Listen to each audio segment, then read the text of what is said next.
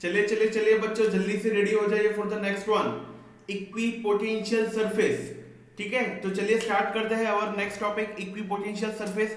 चले तो equipotential surface नाम से ही काम हो जाएगा। इक्वी यानी इक्वल, किसको इक्वल करना है? Potential, equal potential on the surface. अगर यहाँ पे मैं शॉर्ट में बात करूं तो ये अपना सरफेस होगा, मैंने यहाँ पे स्पीयर लिया हुआ है। Each and every point on the surface पे पोटेंशियल कैसा रहना चाहिए? इक्वल। तो उसके रिलेटेड थियरी होगा इक्वल पोटेंशियल सरफेस। ठीक है, चलिए, and equipotential surface is one where the potential is same at every point on the surface. on every point on the surface, each and every point पर जहां पे भी अगर measurement कर, suppose यहाँ पे V1 है, V2 है, V3 है, V4 है, V5 है, V6 है, जैसे numbers of potential is on surface, numbers of point ले लेते हैं, सबका पोटेंशियल क्या रहना चाहिए? इक्वल होना चाहिए। ठीक है, चलिए, for a single charge since R is the constant, the equipotential surface are concentric spherical surface center at the charge। अगर R कांस्टेंट हो तो इक्विपोटेंशियल सरफेस क्या होगा? कॉन्सेंट्रेटिक स्फेरिकल सरफेस लाइक दिस, 1 2 3। यहाँ पे मैंने कुछ एग्जांपल दिखाया गया है, देखो यहाँ पे दिख रहा है equipotential surface for a single charge. उसका फिगर आउट कैसे दिख रहा है आपको? कॉन्सेंट्रेटेड एज अ सेंटर सी दिख रहा है आपको। चलिए, तो यहाँ पे क्या होगा? ईच एंड एवरी पॉइंट पे अगर हम यहां से खींचे तो ईच एंड एवरी पॉइंट पे जहां जहां पे इंटरसेक्ट होता है ऑन अ स्फीयर, वहां वहां पे पोटेंशियल कैसा रहेगा? इक्वल रहेगा। ठीक है, चलिए, electric field line are radial starting from और ending at the charge for the positive and the negative charge respectively. For an any charge configuration equipotential surface through a point is normal to the electric field at that point. इस चीज को मैं explanation करता हूं, यहां पे ध्यान से देखिए। अगर एक चीज सोचिए, यहाँ पे मुझे ईच एंड एवरी पॉइंट पे पोटेंशियल सेम करना है। यहाँ पे अगर मैं दो पॉइंट की बात करूं तो V1 is equal to V2 मुझे करना है, तो एक कंडीशन बन के क्या आ रहा है? चेंज इन पोटेंशियल कितना होना चाहिए? 0। सरफेस पे क्या होगा? On surface change in potential क्या होगा? 0 होगा। चेंज इन पोटेंशियल 0 होगा तो what about the work done? क्या होगा? वर्क डन क्या होगा? सोचिए, any relation between the potential and the electric field. अगर इलेक्ट्रिक टर्म की बात करें तो एक तो हमारे पास इक्वेशन है delta V is equal to work done पर charge. What about the equation for the work done? तो हमारे पास हमने पूरा इक्वेशन प्रूफ करके रखा है पिछले वाले में, dV is equal to minus E dot dr। अगर वेक्टर में बात करूं तो लाइक दिस। ठीक है, तो यहां पे क्या होगा? अगर जैसे कि डॉट प्रोडक्ट है तो क्या होगा? Theta is equal to 0, theta is equal to 90। अगर मुझे चेंज इन पोटेंशियल 0 बनाना है तो क्या कर सकते हैं? ठीक है, तो यहां पे देखते रहिए, 0 होगा तो cos 0 1, तो मुझे आंसर मिलने वाला है। लेकिन जब परपेंडिकुलर होगा, E is perpendicular to dr, तब मुझे पोटेंशियल क्या मिलेगा? चेंज इन पोटेंशियल क्या मिलेगा? 0। क्यों? क्योंकि cos 90 कितना होता है? 0। तो याद रखिएगा यहाँ पे जो वर्ड यूज किया गया हुआ है कि electric field line are radial starting from ending at the charge for positive and the negative charges respectively. For any charge configuration equipotential surface through a point is normal to the electric field. यहाँ पे यही चीज हो रहा है, 90 यानी equipotential surface वो electric field से कितना हो रहा है? नॉर्मल यानी परपेंडिकुलर हो रहा है। तो यहाँ पे क्या हुआ? dV इज इक्वल टू 0 होगा तो work done, change in work done कैसा होगा? चेंज इन वर्क डन भी कितना होगा? 0 होगा। पता चल रहा है बच्चा? For the equipotential surface, now here is the given sum of the example of the equipotential surface. Like in the first one, the you can show that equipotential surface for a uniform electric field। यहाँ पे equipotential surface है for the uniform electric field। in the second one for a dipole। in the third one surface of two identical charge। ठीक है, तो सबके लिए किस हिसाब से पोटेंशियल सरफेस को शो किया गया है आप देखिए। ठीक है, तो let's move on with the example. आपको पता चल गया होगा कंसेप्ट क्या है यहाँ पे। चलिए, तो diagram below the so regions of the equipotential surface, यहाँ पे आपको 4 डायग्राम दिख रहा है 1 2 3 4। तो हमें फाइंड आउट क्या करना है, हमें पोटेंशियल इक्विपोटेंशियल के रिलेटेड फाइंड आउट करना है, ठीक है। तो फर्स्ट केस क्या है, in the all 4 case the work done is the same, in the all the 4 case work done is the same. चल let's check it out, check करते हैं। फर्स्ट सरफेस देखिए, वर्क डन हमें अगर same करना हो तो पोटेंशियल चेंज भी कैसा होना चाहिए, सेम होना चाहिए, ठीक है। चलिए यहाँ पे ए पॉइंट दिख रहा है, बी पॉइंट दिख रहा है, वहां पर पोटेंशियल डिफरेंस चेक कर दीजिए। 40 - 10 कितना होगा, देखिए यहाँ पे डायरेक्ट जहां पे ए है वहां पे 10 वोल्ट है, जहां पे बी है वहां पे है 40 वोल्ट, तो चेंज इन पोटेंशियल कितना होगा, 30 वोल्ट, ठीक है। चलिए नेक्स्ट वन के अंदर चेक कीजिए, सिमिलर 10 वोल्ट एंड 40 वोल्ट, देखिए यहाँ पे भी ए एंड बी कितना चेंज है, 40 वोल्ट 30 वोल्ट, सिमिलर 3 सिमिलर 4, तो यहाँ पे तो एक ही से काम हो गया, यानी हमारा सारे फिगर में पोटेंशियल चेंज कांस्टेंट है। तो ऑब्वियस बात है कि भाई वर्क डन भी कैसे रहने वाला है, डेल्टा डब्ल्यू भी कैसे रहने वाला है, कांस्टेंट ही रहने वाला है बच्चा, ठीक है। तो यहां से पकड़ के आ रहा है, लेकिन अगर ऑप्शन 1 नहीं होता तो हम नीचे के ऑप्शन भी चेकआउट करते कि भाई कौन कौन से ऑप्शन लग रहा है, लेकिन यहाँ पे हमारा फर्स्ट में काम हो गया, ठीक है। तो इसी हिसाब से कंसेप्ट को ड्रॉ करना है और आपको दिमाग में ही पूरा सॉल्यूशन बना लेना है, ठीक है। चले, in the region v x y z is equal to 6x minus 8xy minus 8y plus 6yz, ये क्वेश्चन नीट में, ये रिलेटेड क्वेश्चन, ये टॉपिक रिलेटेड क्वेश्चन नीट में बहुत बार 2014 में भी था, 2015 में भी था, 2017 में भी था, इसके रिलेटेड क्वेश्चन आते ही रहते हैं। तो ये थोड़ा ध्यान से देखिएगा, मोस्ट आईएमपी क्वेश्चन है, ठीक है। चलिए, तो where the v is the volt and the x y z are in the metre, the electric force experience by a charge of 2 coulomb, चार्ज कितना है 2 कूलम एट पॉइंट 111, ठीक है। तो पहले हम क्या करें कि भाई हम इलेक्ट्रिक फोर्स हमें फाइंड आउट करना है, नो वरी। तो उसको हम QE, अपना फॉर्मूला ये होता है, तो पहले हम इलेक्ट्रिक फील्ड कैलकुलेट कर लेते हैं, देन आफ्टर Q के साथ मल्टीप्लाई करेंगे तो we will get the equation of force. चलिए, तो क्या होगा, इलेक्ट्रिक फील्ड है और यहाँ पे x y z डायरेक्शन है, तो क्या करें, तो any relation between the potential and electric field, yes we know that dv is equal to minus E dot dr, जैसे हमने already relation between the potential and the displacement पढ़ चुके हैं। तो टोटल पोटेंशियल क्या होता है, minus del Vx upon del x plus del Vy upon del z del y plus del Vz upon del z। This is the simple electric field equation. पता चल रहा है बच्चा?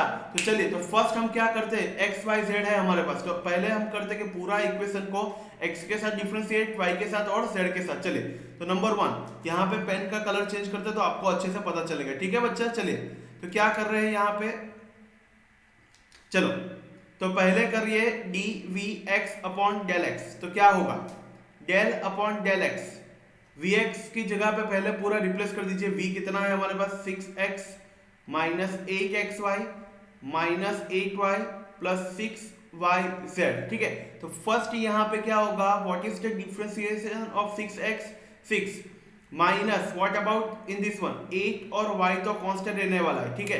Then what about the differentiation of x 1, तो यहाँ पे क्या हो गया 1, तो 8y होगा। What about the minus 8y, constant का डिफरेंशिएट कितना होता है 0 होता है। 6yz कितना होगा 0 होगा, तो ये हो गया हमारा delta vx upon delta x, equation number 1। Similar that delta vy upon del y कितना होगा डेल अपॉन डेल y, क्या आप डायरेक्ट कर सकते हैं अभी, डायरेक्ट सॉर्ट आउट कीजिए बच्चा, तो आपको जल्दी से फटाफट पता चल जाएगा। 6x कितना होगा 0, y का डिफरेंशिएट करना है माइनस 8x, ठीक है ना। यहाँ पे y का कितना होगा 1 minus 8y minus 8 plus 6z, y का कितना होगा 1, इक्वेशन नंबर 2।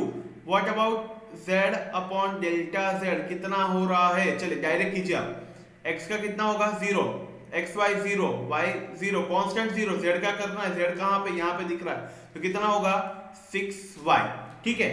और एक चीज हमें करना है, और एक चीज क्या करना है हमें, हमें जो डिफरेंशिएशन फाइंड आउट करना है एट पॉइंट 111, तो क्या करें, यहाँ पे x कितना है 1, y कितना है 1 और z कितना है 1, तो हम क्या करते हैं तीनों को यहाँ पे डायरेक्ट रखेंगे। ठीक है, तो यहाँ पे देखिए i कैप, j कैप और k cap x y z direction. देखिए यहाँ पे इसको बाद में करते हैं, पहले 1 1 1 रख दीजिए। Delta vx upon del x कितना होगा 6 minus 8, y is replace by 1 कितना होता है 6 माइनस 8 इज इक्वल टू -2। चलिए del v y upon del y कितना हो रहा है -8, x is replace by 1 -8 plus 6, z is replace by 1 कितना होता है -8 प्लस 6 कितना होगा -8। Similar delta vz upon del z कितना हो रहा है 6, y इज रिप्लेस बाय 1 कितना होगा 6। तो हमारा इक्वेशन क्या बनेगा E इज इक्वल टू, यहाँ पे ध्यान से देखिए बहुत ही मस्त न्यूमेरिकल है, in bracket delta vx upon del x कितना होगा -2i cap, then after delta v by v plus minus -8j cap plus 6k cap. तो ये हो गया हमारा इलेक्ट्रिक फील्ड पर न्यूटन पर कूलम। ठीक है, चलिए तो अब क्या फाइंड आउट करना है, हमें तो फोर्स फाइंड आउट करना है, लेकिन what about the resultant electric field. हमारे पास x डायरेक्शन में है, y डायरेक्शन में, z डायरेक्शन में, माइनस अंदर को मल्टीप्लाई कीजिएगा। ठीक है, तो what about the resultant electric field क्या होगा square root of ex square plus ey square plus ez square क्या होता है square root of ex square कितना होता है माइनस माइनस प्लस, तो 2 स्क्वायर प्लस ey स्क्वायर कितना होगा minus minus plus 8 square plus ez square कितना होगा plus minus minus 6 whole square कितना हो रहा है 4 प्लस 64 प्लस 36 कितना हो रहा 104। तो ये हो गया हमारा इलेक्ट्रिक फील्ड। हमें क्या फाइंड आउट करना है फोर्स। तो फोर्स का इक्वेशन क्या है Q इंटू ई, डायरेक्टली आप इसको भी सॉर्ट आउट कीजिएगा तो आप easily getting related to our option. तो Q कितना है 2 स्क्वायर रूट ऑफ 104, आपको सिर्फ 104 का डिवीजन मल्टीप्लाई करना है, उसका स्क्वायर रूट निकालना है, कुछ निकले तो 35 40 समथिंग निकलेगा। ठीक है, तो यहां से आपको क्या मिलेगा, इसमें से कुछ एक आंसर मिलने वाला है। ठीक है, तो ये आप पे ये हमारा हो गया आंसर फोर्स, किसमें होगा इन न्यूटन। पता चल रहा है बहुत ही इजी है, आपको जस्ट क्या करना है 104 का डिवीजन करना है, स्क्वायर रूट निकालना है, स्क्वायर रूट जितना निकले उसको थोड़ा सिंप्लीफाई कीजिए तो you will get the answer from the above one. ठीक है, तो यहाँ पे सिंपल चीज है, पहले हमने डिफरेंशिएट कर दिया, देन आफ्टर पॉइंट जहां पे हमें पॉइंट पे फाइंड आउट करना था वो पॉइंट रख दिया, देन आफ्टर हमने मूव ऑन किया विद द हमें रिजल्टेंट क्यों फाइंड आउट करना पड़ा क्योंकि यहाँ पे x है y है और z तीनों डायरेक्शन में है। ठीक है, चलिए तो हमने रिजल्टेंट फाइंड आउट कर दिया, देन आफ्टर हमने फोर्स का इक्वेशन रखा Q इंटू ई जो हमारे पास है इज इक्वल टू, हमने जो भी आंसर था वो रख दिया, you will get the answer in newton. ठीक है, let's move on.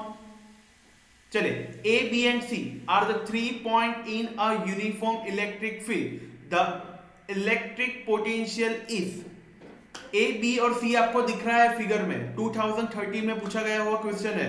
A, B और C आपको दिख रहा है, तो चलिए तो अब as per the direction of the electric field क्या होता है +2 माइनस, पहले कौन आ रहा है B, बाद में कौन आ रहा है C, तो यहाँ पे कौन आ रहा है A।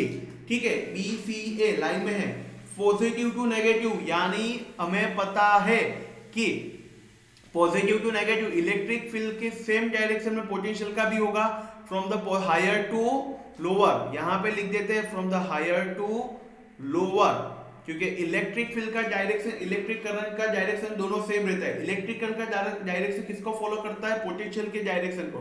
पोटेंशियल कैसे, electric current due to potential कैसे ट्रांसफर होगा, from the higher potential to lower potential. तो यहाँ पे VB, VC और VA दिख रहा है, तो जैसे जैसे आगे बढ़ेंगे वैसे वैसे पोटेंशियल क्या होगा, कम होगा। तो इसके रिलेटेड आप देख लीजिए, VB maximum, then after VC and VA minimum. ठीक है, तो आप इस maximum at C, no same at all three, no maximum at, no maximum at B, या that's the option 1 number D, maximum at the B। ठीक है, तो इसी हिसाब से आपको MCQ सॉर्ट आउट करना है।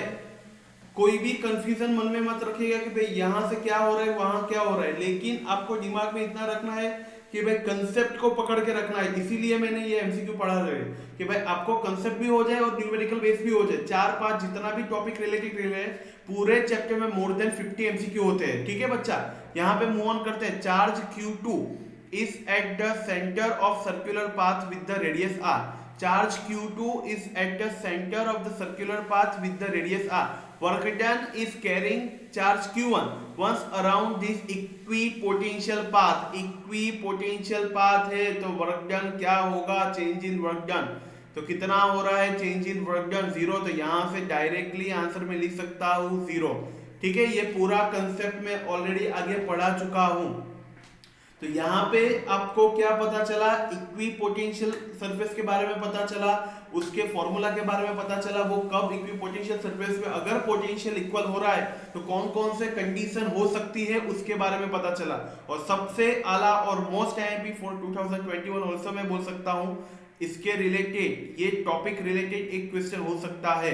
ठीक है, तो यहाँ पे हमारा नेक्स्ट पार्ट जो था नंबर 12, इक्विपोटेंशियल सरफेस वो ओवर हो रहा है।